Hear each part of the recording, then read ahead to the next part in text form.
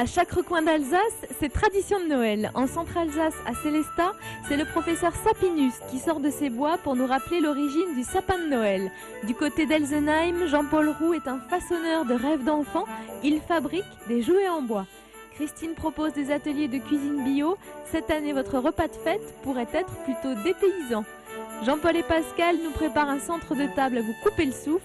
Et rien de tel qu'une fin en musique avec le très célèbre orgue Silbermann de l'abbaye de Ebersminster. Bernard nous raconte l'origine d'un chant de Noël incontournable. Quant à moi, je rejoins un des trésors de la ville de Sélestat, la bibliothèque humaniste où Michel Absinière a prêté ses images de pain d'épices.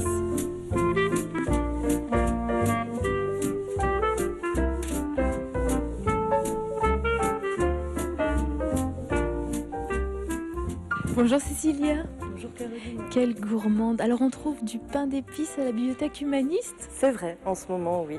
C'est normal, c'est la période, hein, ça fait partie des traditions de Noël. On offre en général le pain d'épices à partir de la Saint-Nicolas. On est absolument ravis à la bibliothèque humaniste d'accueillir cette exposition d'images de pain d'épices. On a trouvé ça intéressant parce que c'est vrai que c'est de la gravure finalement, c'est une lithographie, c'est de la gravure. Du coup pour nous ça fait un petit peu résonance avec la collection qu'on trouve dans ce lieu. Puis qu'est-ce que c'est la lithographie? En fait c'est simplement la reproduction d'une image mais en quantité très importante, en grand nombre. Voilà. Et donc du coup on va pouvoir utiliser cette nouvelle technologie pour décorer le pain d'épices. A priori, à partir de 1820, on a déjà des chromolithographies qui représentent souvent d'ailleurs en buste le Père Noël, le Saint-Nicolas, le Père Fouettard également. Tout le monde s'amuse à retrouver les pains d'épices, enfin l'image du pain d'épices de notre enfance, hein, à chaque génération. Voilà, c'est vrai que le mien, c'est celui-ci, c'est celui-là. Et puis les aînés vont en trouver d'autres, hein, parce que par exemple vous avez des images qui datent des années 1940. Voilà, donc c'est assez rigolo. Chacun retrouve un petit peu son enfance, enfin la magie de Noël et l'enfance dans cette exposition. Et alors moi, ce que j'ai bien aimé aussi, si vous regarderez après l'autre côté de l'exposition, on a aussi des Pères Noël qui ne sont pas habillés en rouge, qui sont habillés en vert. Voilà, donc ça c'est intéressant aussi. Et on sait pourquoi? On m'a dit, je ne sais pas, que c'est en fait avant le Père Noël Coca-Cola. Comprenez ce que vous voudrez. La bibliothèque humaniste de Sélestat vous donne rendez-vous le 21 décembre à 18h30 pour une rencontre avec Gérard Lézère sur les traditions de Noël, accompagnée d'une dégustation de pain d'épices. Si vous fouillez bien dans cette bibliothèque humaniste, eh bien vous retrouvez la première mention du sapin de Noël. Professeur Sapinus? Caroline, mais permettez-moi de vous faire le baiser-aiguille. Le baiser-aiguille. Comment ça va? Très bien. Vous revoilà à Sélestat, ici, dans l'antre de cette bibliothèque humaniste. Chaque année, il faut y revenir, ne serait-ce que pour vérifier si la mention écrite est toujours là. Elle est toujours là, je Qu'est-ce que c'est cette légende? Alors, le premier sapin de Noël ici à Sélestat? Alors, ce n'est même pas une légende, puisque c'est dans un registre de comptes de la ville de Sélestat, qui est archivé ici, à la bibliothèque humaniste, qui disait tout simplement quoi? En fait, c'est parti d'un constat. Le maire de l'époque, si je peux l'appeler ainsi, avait remarqué que les gens avaient pris l'habitude de couper les sapins en forêt, juste au pied du Haut-Königsbourg. Et donc, il a demandé à son percepteur de l'époque de noter dans ce registre de compte qu'il fallait payer 1, 2, 3, 4 shillings aux gardes forestiers municipaux pour qu'ils aillent surveiller les arbres dans la forêt le 21 décembre. Or, comme vous le savez Caroline, le 21 décembre était le jour de la Saint-Thomas, jour du solstice d'hiver dans le calendrier julien. Et ainsi, grâce à tous ces passagers du temps, nous avons des écrits, ici à Sélestat, à Kaysersberg, à Strasbourg, qui retracent l'évolution de la décoration jusqu'à aujourd'hui. C'est quand même extraordinaire que notre Alsace est belle et que cette tradition m'enivre chaque année au moment des fêtes de Noël.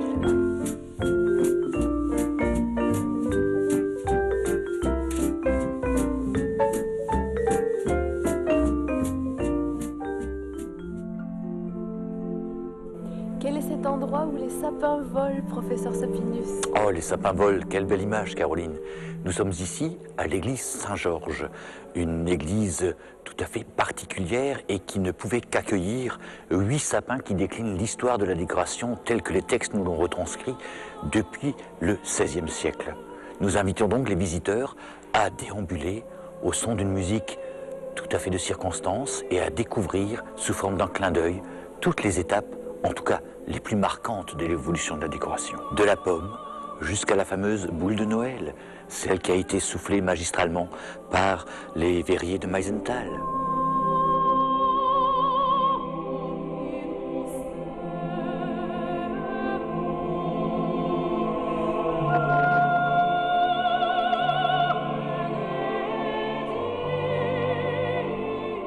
Ce que j'ai envie de dire à travers toute cette exposition, c'est que nous, aujourd'hui, nous sommes aussi en train d'écrire l'histoire de la décoration de l'arbre de Noël pour des générations futures. Et je crois que c'est finalement ce qu'il y a de plus magique dans Noël.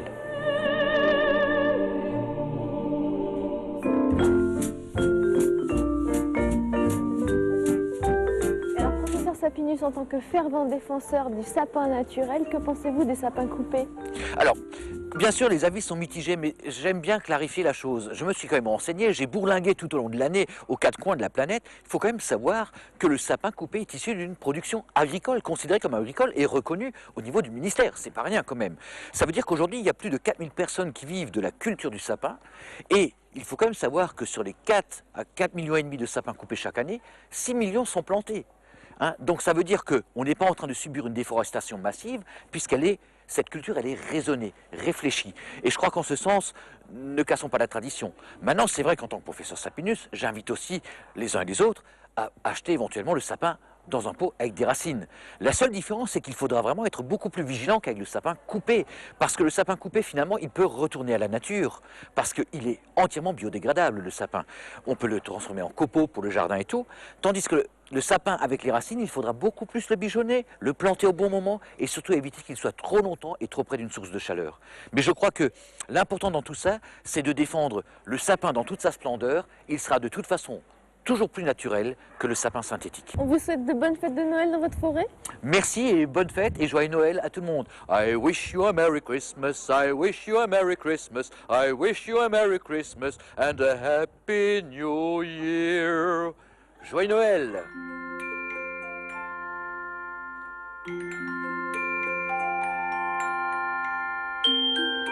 Non loin de là, à Elsenheim, Jean-Paul Roux façonne des jouets en bois pour le Père Noël. D'abord horloger, puis éducateur et enfin ébéniste, il décide en 88 d'amener un peu de poésie dans les jeux de ses enfants et se lance dans une aventure loin d'être gagnée d'avance. Depuis 21 ans que je fais ça, il y a du répondant, c'est-à-dire les enfants jouent vraiment et les parents apprécient aussi ce genre de travail. Donc j'ai une raison d'être en fait. J'ai eu une enfance parisienne, donc un petit peu plus dans la rue que dans l'appartement. Et pendant les vacances, j'allais en Bretagne, dans ma famille. Et là, j'étais dans le cadre d'une ferme où il n'y avait rien d'autre que la mer, la terre, les paysans, les animaux, la source, et des symboles un peu comme ça, qui fait que par la suite, ça me revient. Et je sais un petit peu dans le fond de moi-même où sont les valeurs.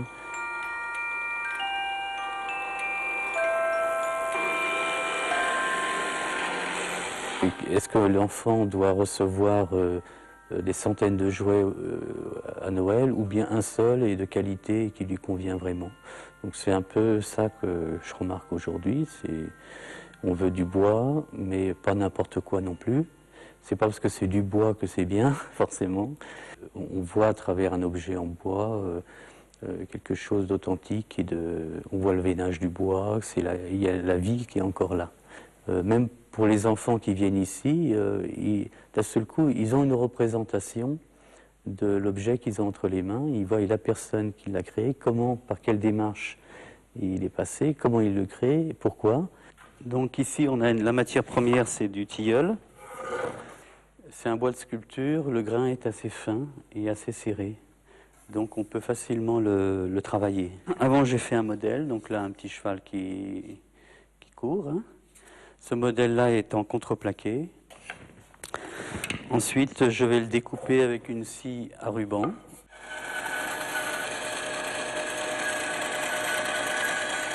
Quand je suis venu ici, j'avais 19 ans et il y avait un marché de Noël à Strasbourg que je trouvais très intéressant. Maintenant, on n'y va même plus, puisqu'on a l'impression que pour le moment, ça aurait besoin de se renouveler un petit peu. Mais je ne suis pas nostalgique, je ne regrette pas le passé, mais je pense qu'il faut construire autrement les choses aujourd'hui. Je ne suis pas nostalgique parce que cette époque-là, elle est révolue aussi. Mais il faut quand même donner un sens aux choses, je crois que c'est important. Si le Père Noël ne connaît pas encore l'adresse de l'atelier de Jean-Paul, la voici. Il prendra le temps de réaliser vos envies et sera aussi présent au marché de Noël de Célestat à l'Arsenal. Quant à moi, je rejoins Jean-Paul et Pascal pour une idée déco de table. Bonjour, bonjour Pascal. Bonjour Caroline. Bonjour Jean-Paul. Qu'est-ce qui nous réserve cette semaine? Je crois que c'est une déco de table, mais très originale. Très, je dirais, très tendance. Ouais, moderne, original et moderne. En fait, on a toujours des centres de table avec des fleurs, des feuilles, etc. Et là, je me suis dit, je vais vous présenter quelque chose d'autre qu'on peut déjà faire maintenant et on peut après le décorer 2 jours avant ou avant Noël avec des fleurs, etc. Donc, vous prenez en fait une base toute simple en verre. Donc là, je vais vous en faire un seul, oui, parce qu'on peut vase faire transparent. aussi une seule Et là, pomme, vous pouvez oui. mettre avec 6 pommes, 8 pommes, etc. dans des bases transparentes sobres. Hein. Donc Voilà. d'abord, on la colle. On la colle. Hein. Donc, ça colle aussi bien en faux qu'en vrai. Hein. Donc, une vraie pomme colle aussi bien. Hein. Voilà, donc on va la coller. Elle ne touche pas les bords, hein, vous voyez. On prend un fil métallique, une tige, pardon, métallique ou en bois. Ça peut être du bois aussi. Hein. Et on va mettre la bougie. Alors ça, c'est la partie la plus compliquée. On va prendre un peu de fleur à tape hein, ou du scotch. Hein. Ceux qui n'en trouvent pas peuvent trouver du scotch. Et on commence à tourner.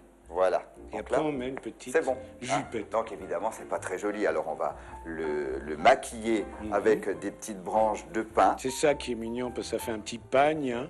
Voilà, on va Vous avez couper le même, ça. Alors là, d'ailleurs, c'est un peu Les mouillé. bougies hein. hawaïennes de Noël. Oh oui. Voilà, on va mettre ça sur la partie un peu pas très jolie, disons, de la bougie. Vous voyez, on met comme une petite jupe, si on veut. Et on peut donc tourner autour, hein, voilà, pour maquiller tout ça. Donc plusieurs fois. Oui, que ça fasse une grosse bague. Hein. En fait, ça fait comme une grosse bague, voilà. Et voilà. Donc, Alors ça, c'est la partie délicate, c'est de le rentrer. Quand c'est une vraie pomme, ça rentre bien. voilà, quand c'est une vraie pomme, ça rentre mieux. Mais il faut piquer tout de suite bien correctement. Alors après, on peut le maquiller aussi avec cette cordelette hein, de satin simplement mis autour. Alors évidemment, vous pouvez déjà préparer ça maintenant. Et le soir de Noël, bien sûr, vous pouvez mettre de la fleur fraîche ou 2 jours avant ou quand vous avez du monde. Hein. Et on peut aussi mettre après toutes les fleurs qu'on veut, évidemment. Moi, j'ai choisi ça, mais on peut mettre aussi bien une fleur d'amaryllis, de l'anthurium, de la rose, Et là, n'importe. ça reste sobre et très joli. Voilà. Merci beaucoup Pascal. Merci à vous. Bonne fête À de bientôt. Noël. Bonne fête de Noël à vous À l'année aussi. prochaine. À bientôt, À Pascal. l'année Ça va prochaine. vite. À Au la revoir. semaine prochaine Jean-Paul. Oui, Caro, la semaine prochaine, on se retrouve, bien sûr, comme d'habitude. Clic.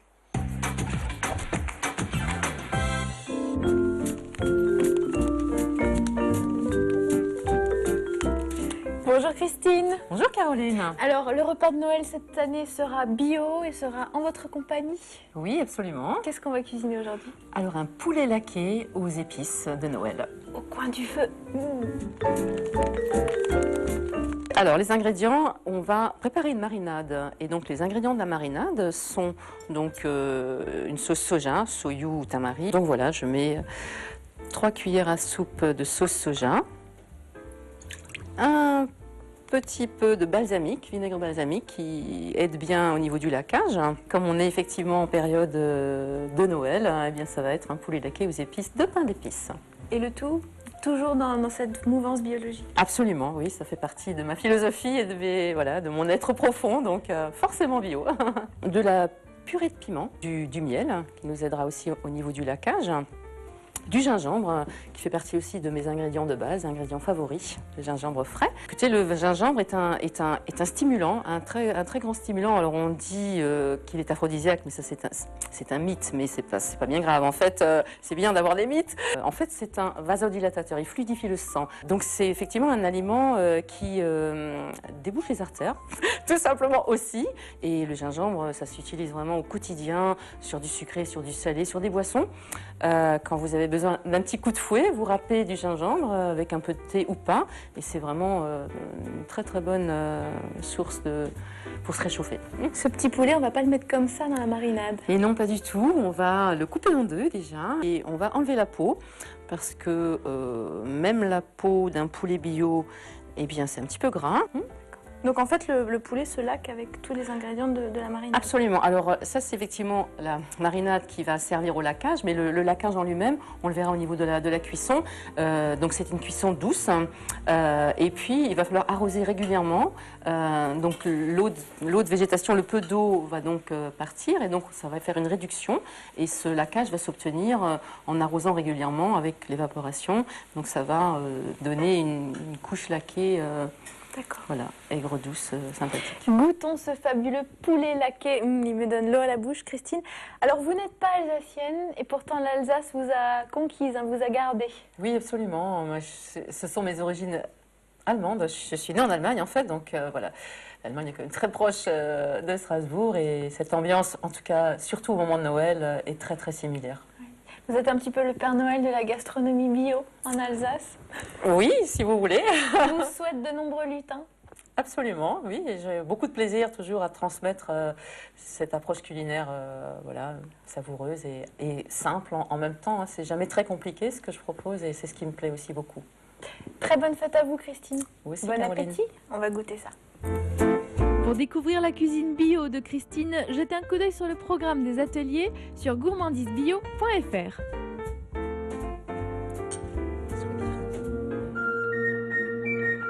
Il était une fois à l'abbaye d'Ebersminster, le facteur d'orgue André Silbermann réalisait en 1730 un orgue qui est à ce jour le mieux conservé du maître, et quand des airs mélodieux s'échappent des coupoles, c'est que Bernard l'organiste se fait plaisir. Je vais vous faire découvrir un Noël que vous connaissez très certainement. Et auparavant, je vais vous jouer une petite pièce de vénerie qui s'appelle La tête bizarde.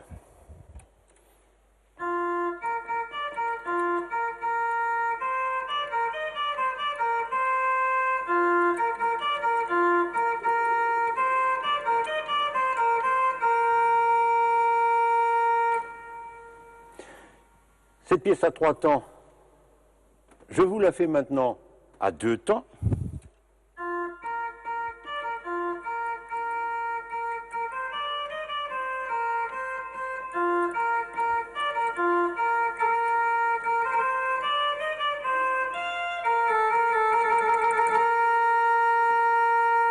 Voilà, il est Divine Enfant, c'est un texte du XVIIIe siècle, et la musique au départ est une musique de vénerie. C'est tout à fait normal. La chasse à courre était pratiquée absolument partout. Il faut savoir que les paysans entendaient les sonneries des chasses, ils entendaient ça, et non seulement ils les entendaient, mais c'est eux qui les jouaient. C'était le personnel du château qui jouait. Et ces mélodies qui plaisaient, eh bien, on les a adaptées pour en faire un de ces chants de Noël qu'on a chanté absolument dans toute la France.